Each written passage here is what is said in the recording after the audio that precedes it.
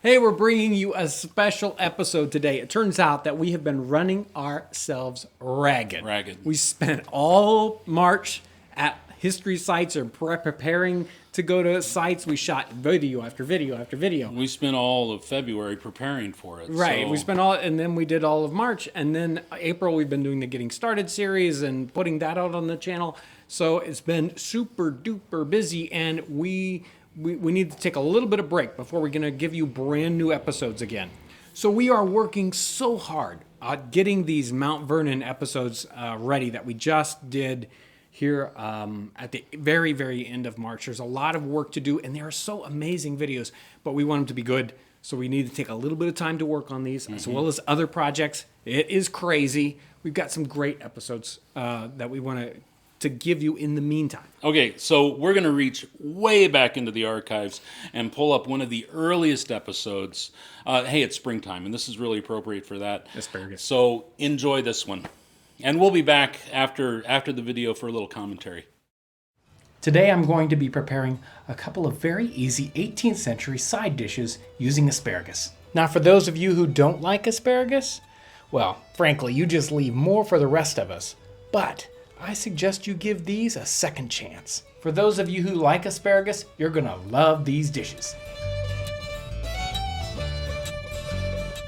Asparagus has been a springtime delicacy for thousands of years. The Romans went to great lengths to extend its season. They even sent asparagus up into the high Alps so it would be frozen, so they could have it later on in the year for various ceremonies. Likewise, 18th century Europeans used greenhouses so they could enjoy it more often. Asparagus is native to Western Europe, but it was imported into North America by early colonists. It's a vegetable that colonial cooks were very familiar with. The recipes for today are from the 1774 edition of Hannah Glass's cookbook, The Art of Cookery Made Plain and Easy. Let's get started. Our first recipe today is called asparagus forced in a French roll. The word forced in this setting means stuffed. Previously, I've got a pot of water, salted water, over the fire to boil. Asparagus needs to be prepared for our recipe here. It calls for only the edible head, not the inedible stalk or the woody stem to be eaten. And there's an easy way to figure out where that break is. You just take your asparagus and you bend it, and it'll snap. This lower half we're going to discard, and the upper half we're going to keep. The recipe today calls for the stems to be scraped, so you can take a knife or something and just take the very surface off the bottom end here. I got a small French loaf here. I'm going to cut the top off, making sure that I can put it back on as a lid when we're done.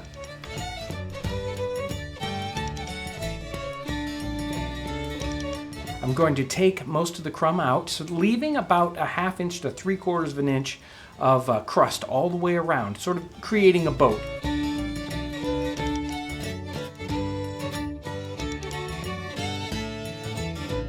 If we manage to pierce the bottom of it by accident or someplace, we can take some of the crumb and press it into place to fill the hole. I'm also going to cut some small holes in the top of the crust. Trust me, this will make sense later. I'm going to start with about 4 tablespoons of butter, and when that's melted and done frothing, I'm going to fry up our bread crust. I need to be careful as I'm frying up my bread crust. I don't want to break it. Also, you want to watch it to make sure it doesn't burn. There, that's perfect. Before we put our asparagus in the boiling water, we need to start working on our sauce. The sauce in the recipe here is sort of a custard sauce. We'll start by placing a cup of cream over low heat to bring it to a simmer. Next, we're going to beat together 4 egg yolks, a little salt, pepper, and nutmeg.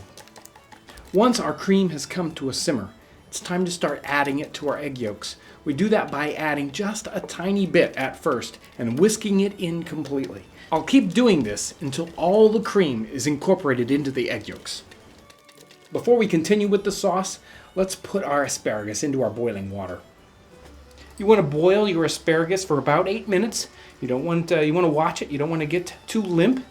And now it's time to put our sauce on low heat. We're going to put it on low heat and stir it until it thickens. Our asparagus is now done. You need to reserve enough of the tops to fill in as a garnish the top of your bread. Let's put this all together. We're going to fill our fried French roll here with a layer of asparagus. Now we're going to put in the sauce on top. Now we can put in another layer of asparagus. Let's top it off with the rest of our custard sauce. And now we can put on the lid.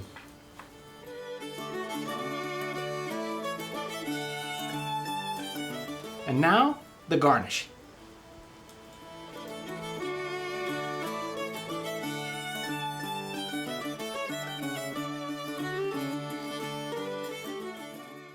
There, a beautiful side dish of asparagus forced in a French roll.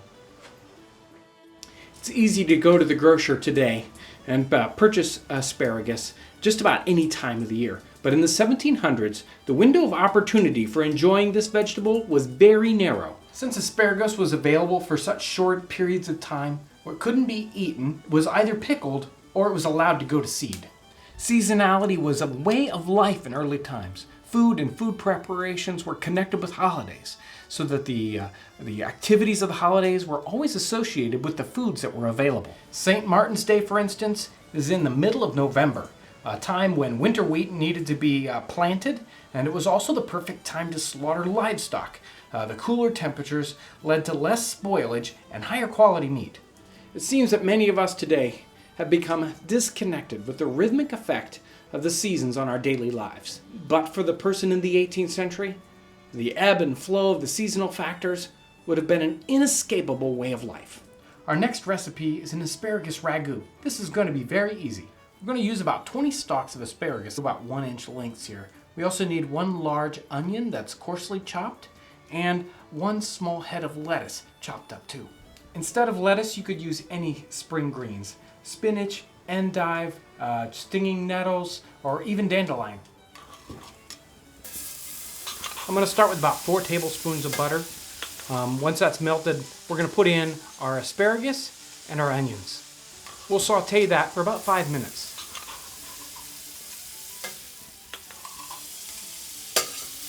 Once your onions are translucent, it's time to add the lettuce.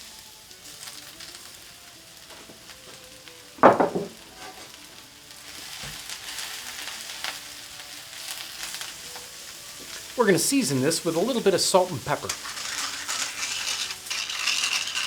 Now that our lettuce is wilted, we can add in some flour, about 2 tablespoons. We're going to sprinkle over the top and stir that in, let it brown with the butter. I'm going to add a cup of beef broth. You could add chicken broth if you'd like. This is going to work with the flour and thicken right up and make a really good gravy.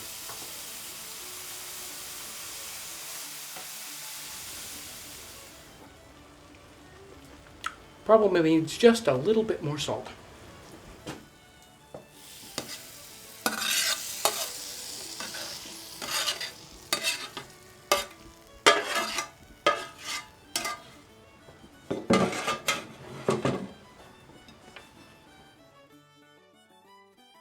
Let's give these dishes a try.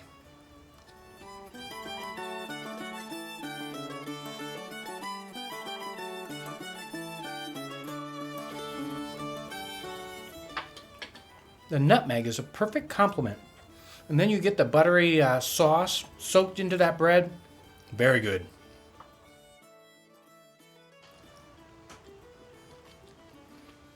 The ragu is excellent. The nuttiness of the sauce really mixes very well with the asparagus. You can still taste it in there. It's very good. Even if you're someone who's finicky, especially about asparagus, you should try this. It's really very, very good. John, you sounded out of breath in that video. I did. I'm not sure what was going on there. Was it the smoke in the room, or I don't know. And I was sweating and the smoke is in my eyes. I mean, but it was a great episode. I still remember the dish. Oh, that was a delicious. Well, both of them.